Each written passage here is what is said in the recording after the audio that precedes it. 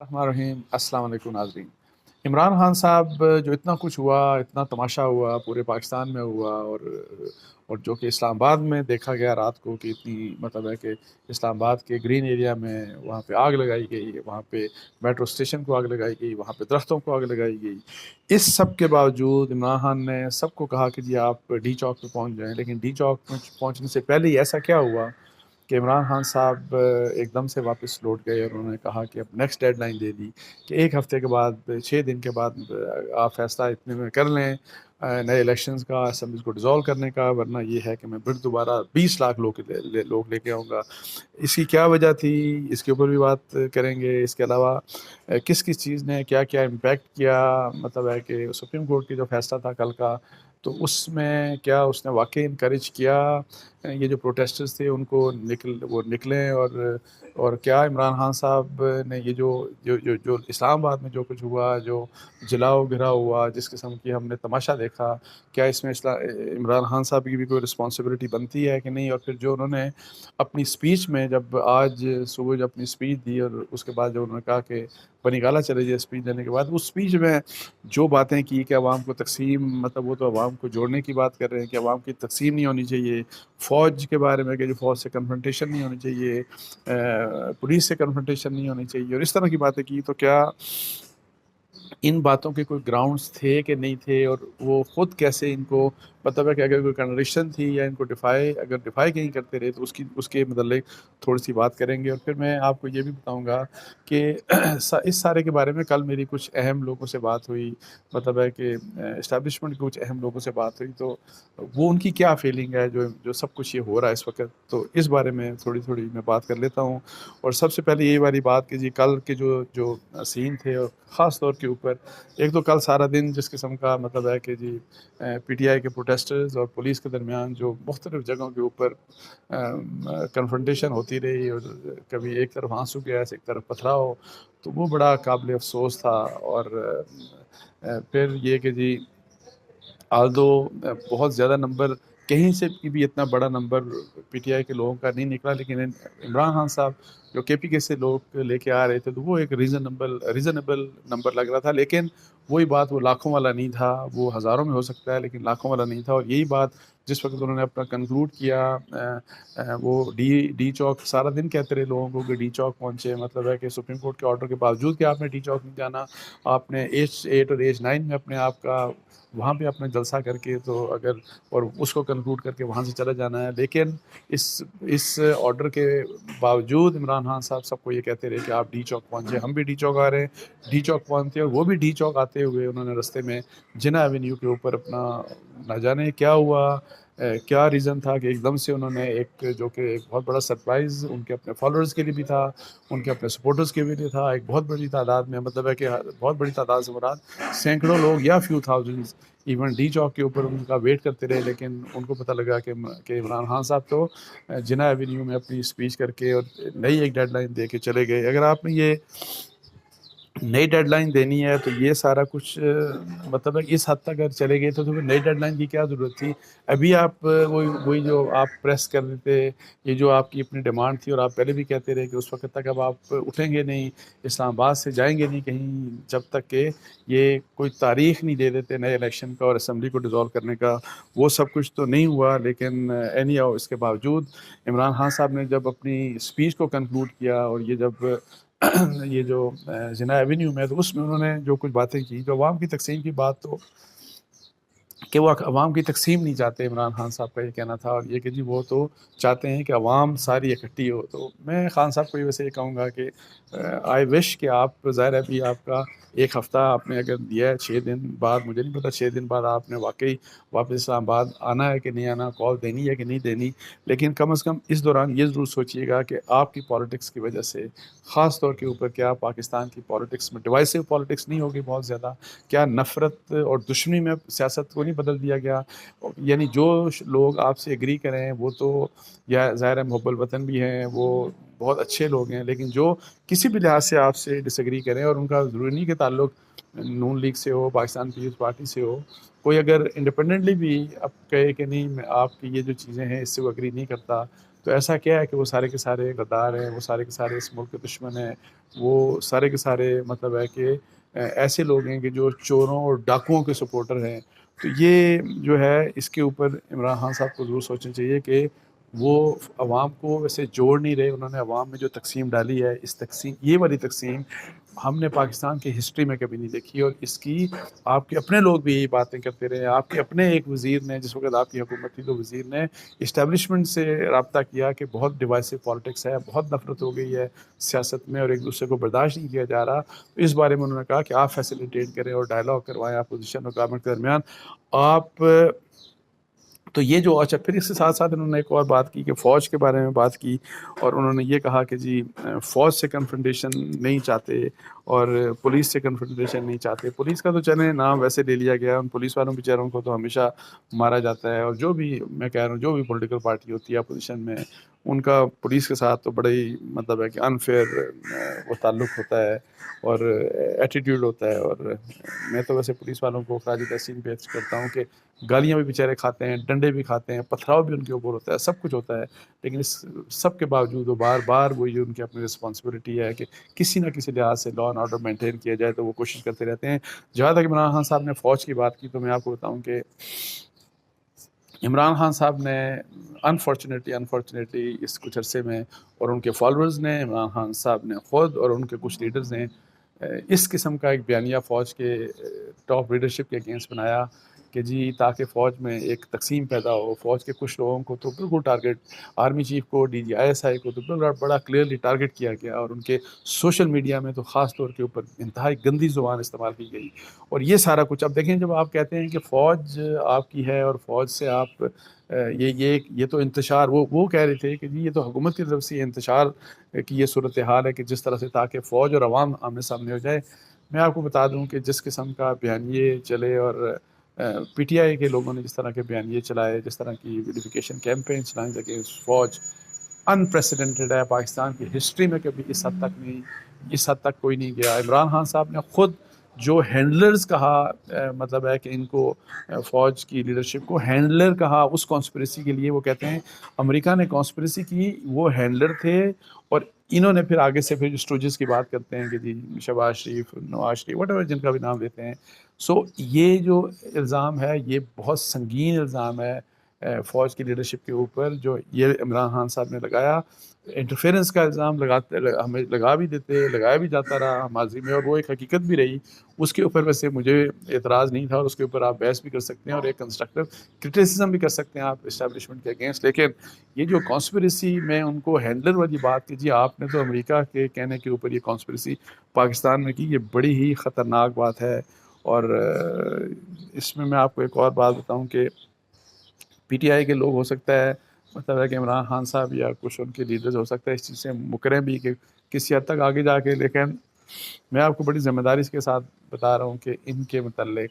عمران خان صاحب کے پرسن، ان کے متعلق، ان کے قریب ترین لوگوں کے متعلق کنکریٹ ایویڈنس ہے کہ کس طریقے سے انہوں نے فوج کے اگینسٹ کیمپینز چلائیں. ان کے کنکریٹ ایویڈنس ہے، میں آپ کو بتا دوں، اور ان کی ریکارڈنگز موجود ہیں، یہ بھی میں آپ کو بتا دوں، جس میں مطلب بہت سی باتیں ایسی کی جا رہی ہیں جو کہ اس بیانیے سے بالکل مختلف ہیں. جو ابھی یہ جو فوج کے جی فوج اور عوام اور ہم سب ایک ہیں اور یہ والی باتیں، آئی وش کہ یہ چیز انڈرسٹینڈ کریں. اور عمران خان صاحب نے اگر یہ جو کیا،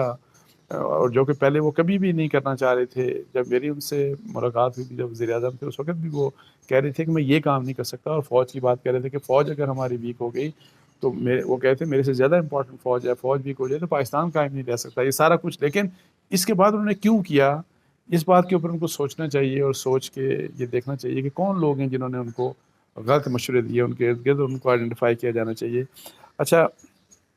پھر اس کے بعد میں آپ کو بتاؤں کہ ایک اور بات کہ جی وہ جو الیکشن ڈیٹ، اور میں حیران ہوں کہ الیکشن ڈیٹ اور اسمبلی ڈیزالو کرنے کی بات پہلے وہ جو کر کے اب انہوں نے کہہ دیا کہ 6 دن کے بعد دوبارہ میں آؤں گا. تو ایسا کیا ہوا ہوگا کہ جی کیوں عمران خان صاحب نے یہ بات کی؟ اس کے اوپر ابھی اسپیکولیشنز ہیں لیکن کوئی کنکریٹ چیز نہیں ہے، اور میں انشاءاللہ تعالی میں پوری کوشش کروں گا کہ میرے پاس کوئی کنکریٹ انفارمیشن آئے تو میں آپ سے شیئر کروں گا. لیکن میری ذاتی رائے میں اس کی کچھ وجوہات ہو سکتی ہیں. ایک تو جس طرح عمران خان صاحب نے خود کہا کہ 6 دن بعد آئیں گے، اور 20 لاکھ لوگ لے کے آئیں گے، ایک تو والی بات. دوسری وہ آئے نہیں، چونکہ لوگ اتنے آئے نہیں اس دفعہ. اور پھر اگر آپ ڈی چوک میں چلے جاتے ہیں تو سپریم کورٹ کا آرڈر آپ کو بتایا کہ کس قسم کا تھا، وہ تو H9 اور H8 کا تھا. وہاں پہ ایک الگ مشکلات ہو سکتی تھی عمران خان صاحب کے لیے. اور ایک اور امپورٹنٹ بات میں آپ کو بتاؤں جو میں نے حوالہ دیا تھا کہ میری اسٹیبلشمنٹ کے کچھ اہم لوگوں سے میری کل بات ہوئی، اور میں آپ کو بتاؤں کہ they were very disappointed from Imran Khan. Imran Khan کے بارے میں آپ کو پتا ہے اسٹیبلشمنٹ کا بڑا زبردست اوپینین رہا، بڑا ہائی اوپینین تھا. اور ظاہر ہے اسی لیے 2018 میں ان کو لایا گیا، بڑے زبردست طریقے سے ان کو انپریسیڈنٹڈ سپورٹ دی گئی. لیکن اس وقت میں آپ کو بتاؤں کہ عمران خان صاحب کا جو کنڈکٹ ہے اس کے بارے میں انتہائی ایک ڈس اپوائنٹمنٹ پائی جاتی ہے. میں صرف ڈس اپوائنٹمنٹ نہیں بلکہ میں یہ آپ کو بتاؤں کہ غصہ بھی پایا جاتا ہے. بیکاز صرف یہ نہیں کہ جی انہوں نے کیا کچھ فوج کی اور فوج کے سربراہ کے بارے میں، DGI کے بارے میں، یا کس قسم کی باتیں کی، کیا کمپینز کی، نیوٹرلز کو بار بار جانور کہا، سب کچھ یہ ایک الگ کہانی ہے. اس کے علاوہ یہ کہ پاکستان کی اکانومی کے بارے میں جس طرح سے ریکویسٹ بار بار کی گئی عمران خان صاحب کو کہ جی اس لحاظ سے آپ اس کو تھوڑا سا ڈیلے کریں اپنے اس جو آپ کا یہ جو مارچ ہے، لیکن انہوں نے نہیں کیا اور انہوں نے اس طرح کی کوئی بات نہیں سنی. تو اس کے اوپر بھی کافی ڈس اپوائنٹمنٹ کے ساتھ ساتھ ایک غصہ بھی ہے. اچھا، عمران خان صاحب نے ویسے اپنی آخری سپیچ میں اکانومی کی بات کی کہ جی ڈالر اوپر، شکر ہے اللہ تعالیٰ کا، چلے اللہ عمران خان صاحب کو اس بات کا احساس ہوا. لیکن میں آپ کو بتا دوں کہ عمران خان صاحب جو آپ یہ کہتے ہیں نا کہ جو پولیٹیکل انسٹیبلٹی ہوتی ہے بہت بڑا ریزن ہوتی ہے پاکستان. آپ جب گورنمنٹ میں تھے چور ڈاکو کرتے رہے. میں کہتا ہوں چلے وہ اگر 100% چور ڈاکو ہیں، آپ اگر کہہ دیتے ہیں ہم تسلیم کر لیتے ہیں کہ نواز شریف، شہباز شریف اور یہ سب لوگ جو چور ڈاکو ہیں، لیکن آپ مجھے بتائیں کہ 2018 کے الیکشن جو آپ کے مطابق بڑے فیئر تھے، جو میں نہیں سمجھتا فیئر تھے، مینیپولیٹڈ تھے، پولیٹیکل انجینئرنگ کا نتیجہ تھے، لیکن اینی آپ کی بات مان لیتے ہیں کہ فیئر الیکشن تھے. اس فیئر الیکشن کے رزلٹ ہی مان لیتے ہیں تو آپ کی پرسنٹیج بتائیں ووٹس کی کتنی تھی، اور جو چور ڈاکوؤں کی جو پرسنٹیج تھی وہ کتنی تھی، ان کو ملا کے آپ کی پرسنٹیج سے زیادہ تھی. سو یہ ایک ریئلٹی ہے. یہ آپ ہمیں کوئی اچھا لگے یا نہ لگے، دیکھیں آپ کی پارٹی اپنی ایک ریئلٹی ہے، وہ اپنی ریئلٹی ہے. آپ چور ڈاکو لڑائی ہر وقت لڑکے کہ یہ جی اس سے بھی بات نہیں کرنی، اس سے بھی بات نہیں کرنی، اس طرح ہی مسئلے حل نہیں ہو سکتے. بات چیت آپ کو کریں گے تو مسئلے حل ہوں گے، اور بات چیت کے بغیر آپ کہتے ہیں جو چیز سب سے آخر میں کی جاتی ہے نا، یہی والی کہ پروٹیسٹ مارچ کرنا ہے یا ہم نے دھرنا کرنا ہے یا یہ کرنا ہے، سب سے پہلے وہ آپ کر لیتے ہیں. آپ کہتے ہیں بات چیت تو میں نے کرنی نہیں، میں دھرنا دوں گا، میں اسلام آباد مارچ کروں گا، 20 لاکھ لوگ لے کے آؤں گا، اس سے پہلے یہ الیکشن کا فیصلہ کرتے ہیں. بھئی آپ بات چیت کریں، اس کے لیے آپ حکومت سے بات چیت کریں. آپ جو حکومت میں تو آپ اپنے اپوننٹ سے بات چیت کریں. اس وقت بھی آپ نے کبھی ان سے ہاتھ نہیں ملایا، کبھی ان کے ساتھ ایک دفعہ بھی نہیں مل کے بیٹھے، اور ابھی بھی آپ یہ جو چیزیں ہیں نا، یہ اس کا اکانومی سے بڑا تعلق ہے. یہ جب پولیٹیکل انسٹیبلٹی ہوتی ہے تو اکانومی تباہ و برباد ہو جاتی ہے، اور انفارچونیٹلی یہی کچھ ہو رہا ہے اس وقت. ہمارے حالات خاص طور کے اوپر بہت زیادہ خراب ہیں، اور بہت زیادہ خراب جو حالات ہیں اس کی وجہ سے ہمیں چاہیے کہ ہم ایک یونیفائڈ اسٹریٹجی اکانومی کو ہینڈلنگ کرنے کے لیے ہو. لیکن انفارچونیٹلی اس ہینڈلنگ کے لیے آپ دیکھیں کہ وہ ہینڈلنگ نہیں ہو رہی. جو پولیٹیکل ہینڈلنگ مطلب ہے کہ ایک ساتھ مل کے آپ نے IMF کی جو ٹاکس ہو رہی ہیں، ان کی شرائط ہیں، ان کے اوپر عمل کرنا ہے، وہ چیزیں ہو نہیں رہی. اور اگر وہ نہیں ہوں گی تو آپ دیکھیں کہ پاکستان کی اکانومی مزید خراب سے خراب تر ہوتی جائے گی. اور وہ سنگاپور والے بنگلہ دیش والے، ناٹ بنگلہ دیش، سری لنکا والے حالات کی بات کہ ہم بھی اس طرف چلے جائیں گے جہاں پہ سری لنکا کے اللہ نہ کرے اس طرح کے حالات پاکستان. سو یہ جو ذمہ داری ہے نا، صرف کسی ایک پولیٹیکل پارٹی یا صرف ایک گورنمنٹ کی نہیں ہوتی، یہ سب کی کلیکٹیو رسپانسبلٹی ہے، اور آپ بہت بڑے اسٹیک ہولڈر ہیں اس پورے سسٹم کے. تو اس لیے یہ جو ہے کہ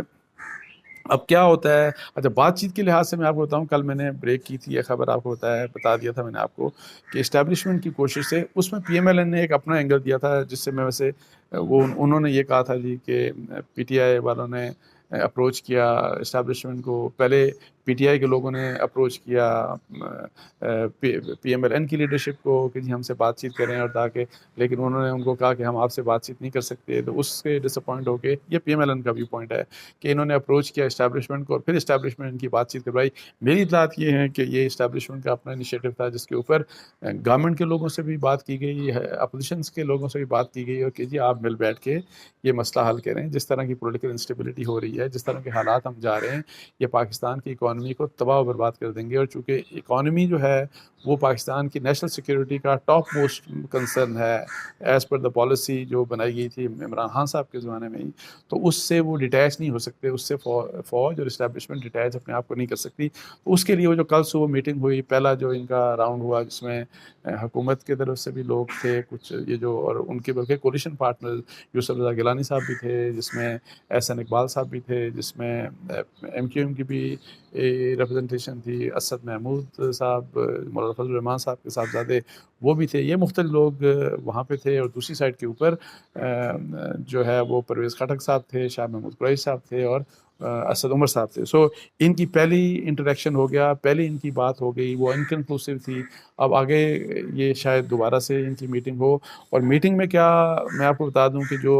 مجھے جو بتایا گیا کہ کیا پوائنٹس بیسیکلی وہ لانے کے ہیں. ایک تو یہ کہ عمران خان صاحب کو بات چیت کی طرف جانا چاہیے، بات چیت کی طرف جا کے ان کو اسمبلی کے اندر آنا چاہیے. اسمبلی کے اندر آ کے سب سے پہلے پاکستان کی اکانومی کے بارے میں یونینیمسلی فیصلہ کریں کہ کیا کرنا ہے، کس طریقے سے یہ جو سارے اس وقت چیلنجز ہیں اکانومی کے، ان کی ہینڈلنگ کے لیے ایک یونیفائڈ اسٹریٹجی بنائیں، سب کی رسپانسبلٹی کے ساتھ، سب کی شیئرڈ رسپانسبلٹی جس میں ہو. دوسری بات یہ ہے کہ جی اگر آپ نے الیکشن کا کروانا ہے تو بتائیں الیکشن کی ڈیٹ کون سی ہوگی، اس سے پہلے الیکٹرل ریفارمز کون سے ریکوائرڈ ہیں، کون کون سی چیزیں کرنے والی ہیں. اس کے اوپر آپ آپس میں بات کریں، سیاستدان وہاں پہ بیٹھ کے اسمبلی میں یا اسمبلی سے باہر، اور جو آپ فیصلہ کریں. لیکن ایسا نہیں ہو سکتا اب وہ جو اب عمران خان صاحب کے شاید یہ والی بات عمران خان جو سمجھتے ہیں نا کہ میرے پریشر سے اب اسٹیبلشمنٹ میری مرضی کے فیصلے کروا دے گی. میری اطلاعات یہ ہیں کہ اب اس طرح کا کوئی چیز ہونے والی نہیں ہے. تو اس کے ساتھ ہی مجھے اجازت دیجیے جی. جزاک اللہ. السلام علیکم.